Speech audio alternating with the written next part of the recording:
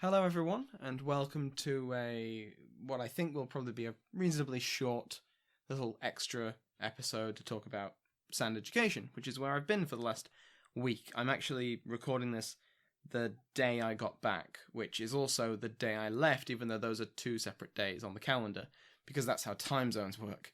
So I've now been up for, I think, it must be around 24 hours, must be past that. I mean, I dozed a little bit in the airport and on the plane, on one of the planes, but no more than an hour. So I'm, exhausted. You can probably hear it in my voice. My voice is going, but I'm actually feeling pretty good. I thought I'd feel much worse at this stage, and I was fine with that because throughout the whole week it's been amazing. So yes, I've as I was on the plane, I was making notes of people I'd met and things I'd done, and I will have missed people. So first off, let me just apologise for anyone I'm going to miss out. I don't mean to do it. It's just that I met 100 people, maybe more, that I actually had a conversation with, and my memory's just not that good. Yes, if I've missed you out in this next bit, very sorry about that. You did leave an impression. It's just when I'm saying this now, I'm sleep deprived and exhausted, so have pity on me. So first, I got there on the Tuesday. And that was a novel experience. That was the first transcontinental flight I've had since I was about 12. It was also the first time I've been to America. It was fantastic. Let me get that out there right now. I loved it. I loved Boston. I loved the people, the atmosphere. But before I go any further, it may be obvious to people listening now, I'm just speaking ad hoc. I've just got my notes and I'm just speaking. But yes, so I flew in and I Ubered to my Airbnb, which was the first time I'd ever used Uber because it's not really a thing in Aberdeen. So that was great. That was an experience all on its own. After I dropped off my stuff, I then went to go and try and meet Pontifex, Bree and Fry, and Bree's husband. And I say try because it didn't go well, because one thing that did annoy me about Boston was how repetitive the street names are, and how Boston's not just Boston. Boston is also Cambridge. Boston is also North End, and all these different places, and all of them tend to have Commonwealth Avenue, Harvard Road, all these similar names. So I put in the address to the Pontifex Hotel. It's not called that, but it should be in honor of them. And I walked to the complete opposite end of the city. And then I got to the address, I believed, and I called them. And yeah, I was, an hour's walk the wrong direction. So that was great. It worked out in the end because I learnt very quickly, for a baptism of fire, how to use the public transit in Boston. And so I managed to met up with them at Salem. Yes, that's Salem. And we had a wander around, we saw the sights, we went on a ghost tour. It was very cheesy. The guy was, to his credit, completely open about the fact that witches didn't exist. The women being accused and executed for the crime of witchcraft were innocent because the crime's not possible. There were no such thing as witches. But for things like ghosts and vampires, he was in character and, they're real and all this stuff. And it was fun. And I had no real problems with his history side of it. Whenever he mentioned, historical events or theories about why the Salem trials happened, like ergot, he was, in my opinion, spot on. He immediately he asked the crowd, "What's a theory people have?" And someone said ergot, and he said, "It's nonsense." And I was like, "Yes, you are now on my side. You're now my favorite person," because I was dreading that. And I was really worried that he was going to come out and go, yes, it's a possible theory, and it's just not. And yeah, great guy. I had a chat afterwards. He may even be listening to this because I did tell him that we were all podcasters. So maybe he's listening right now, in which case you did a bang-up job, mate. If anyone is in Salem or planning to visit Salem and wants to go on a tour, I would recommend him. It's Spellbound Tours, I think. If you do go and you do take that recommendation, do let him know where you heard about him from, because he seemed like a nice guy. I think he'd like it. The day after, I kind of just wandered around Harvard, wandered around Boston, saw the sights, took in the culture, went to a Macy's, which, I know about the Macy's parade, and I was like, oh, it's a big deal. And I walked through, it's like, this is a really cool department store. That was, an experience. Not the most exciting stuff, I know. Kind of bought a pocket square out of awkwardness because the shop attendant was so helpful. I didn't feel like I could leave without buying something, and it was the cheapest thing there. And then I met up with Pontifex again, and Jordan, the husband, and we did the Freedom Trail. We touristed it up, and I saw most of it. It was great. It was a great way to explore the city. The day after that was the Thursday, and that was the official start of the conference. There'd been events the night before, but I unfortunately missed them. On Thursday was the first big event for me, which was meeting up with Mike Duncan and recording him in an interview. That was an experience. That was fantastic. That was recorded in the Learning Lab. So I should have to say right now, thank you to Casey, Katie, and all the students who gave me a fantastic show while I waited. Improvisation maybe not their strongest suit, but I have never been more entertained. And also fascinating to see the behind the scenes of camera work and to see how that all works, which was fantastic. And Casey in particular was very helpful, and absolutely he'll be credited in the interview when that goes up on Sunday.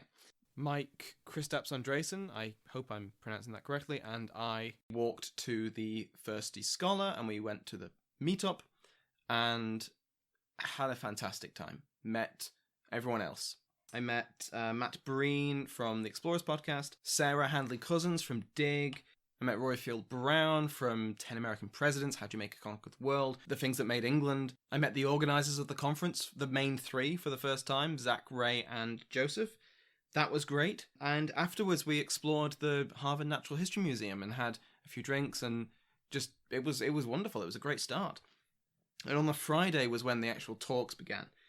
Mostly they were practical. There was a good spread on general academic podcasting.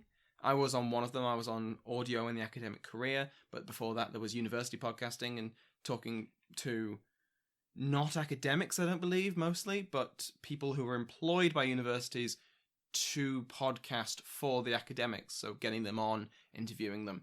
And our panel, the one I was on, was mainly about how podcasts could or perhaps should be seen by the academy and how they're not. It was a very interesting, very useful conversation, and I got a lot out of it. I shared the panel with Laura Carlson of The Feast, who now works at Bloomberg, David Story, who's a philosopher. I've forgotten his podcast name, very sadly. I was also with Samuel Hansen, who is a STEM librarian, I believe. He was big into data, and he was coming at it from a STEM point of view, which was very, very different from the rest of the panel, who were mostly humanities. And of course, it was chaired by Avon McMaster of the Endless Knot podcast. One of the other highlights of Friday, which I somehow forgot to mention just then, is that Friday was the day that I met Robin Pearson of the History of Byzantium. Just by fluke, I left the building and he was there talking to Pontifex, as it happened. And I heard his voice, and I just remember thinking, oh my god, it's Robin Pearson. So, we got on like a house on fire, all through Friday and through Saturday. So, that was fantastic, all on its own. Saturday was the last day, the last official day of the conference. It began with a keynote by Mike Duncan. He basically talked about, his title was actually, What is the Point of All This? And he basically explained what the point of it all was. He promised me the night before that it would resonate, and it truly did. He spoke about how podcasting is not just the listeners are benefiting from it, it's the podcasts themselves are benefiting, not just in terms of educational podcasts, we're educating ourselves before we can educate others, but also it's character building, just on so many different levels, and he explained it far more eloquently than I possibly could.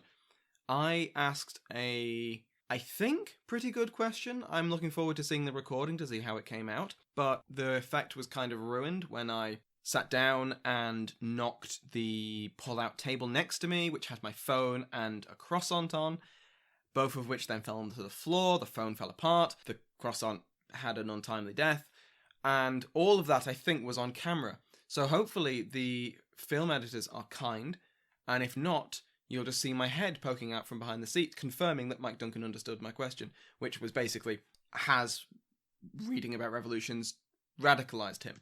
And he basically said kind of yes, because you can't learn about stuff like the Haitian Revolution and not come out of it with a different perspective, which I think is a very profound statement.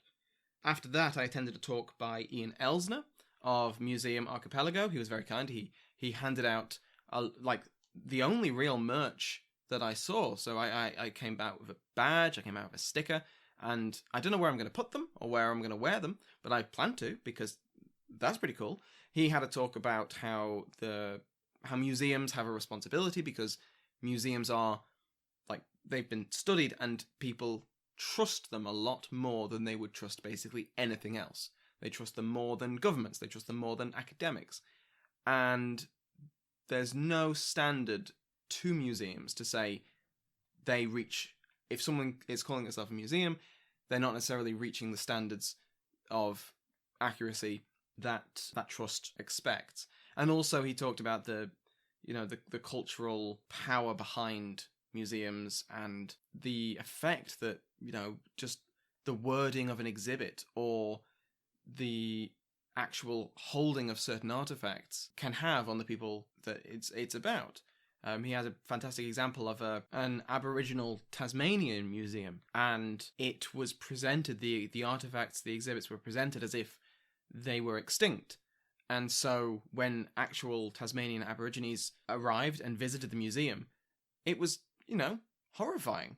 They found their culture behind glass boxes and worded in a way that was not only racist, but also highly dismissive that they still existed. That it was kind of like they were a thing from the past. And that guy actually ended up buying the museum, and then he went around and he fixed it all.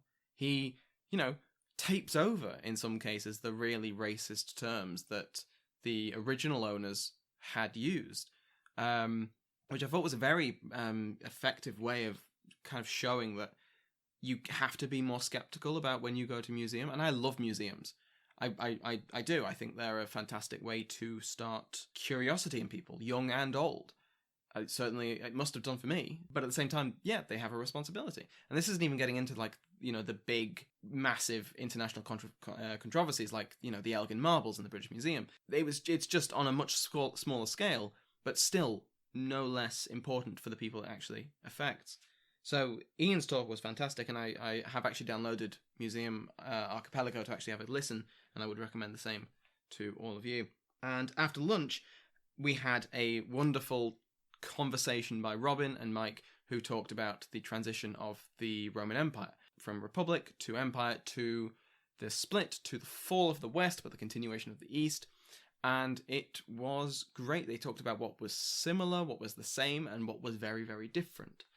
And I sadly had to leave before they actually finished, because they did slightly run over, and I had my own talk to go to and to prepare for. So I had to leave my copy of Storm Before the Storm with Bree and Fry, who very generously got Mike to sign it for me. So now I have a signed copy of Storm Before the Storm, so that's yay, I'm very happy with that. And my talk went really well. I didn't have my PowerPoint, but then again, that was down to technical issues. There wasn't the right cable, and I didn't really have time. But I didn't really need it. There wasn't anything on there that was very useful. There was a couple of maps which might have been illustrative, but that was about it. My talk was about the American colonies during the English Civil War, because, I like to be consistent in what I talk about. So that was a lot of fun. I talked about basically how Virginia and Massachusetts and Maryland got, in one way or another, screwed over despite their attempts at staying out of it. And I had some great questions at the end. And when the historical questions ran out, I got questions about me and what football team I like, because I'm British, apparently. It sounds like it. And what if I like cricket. And I had very disappointing answers for them, because I have no interest in either sport. So, I was not a very good representative of the British Isles. So what else could I do, really? After that was Pontifex Live, the wildest papal elections, which was brilliant. Both Bree and Fry were fantastic. The comic timing on both of them was just superb. When the recording goes live, you really do need to watch that, because it's funny. The room was in stitches.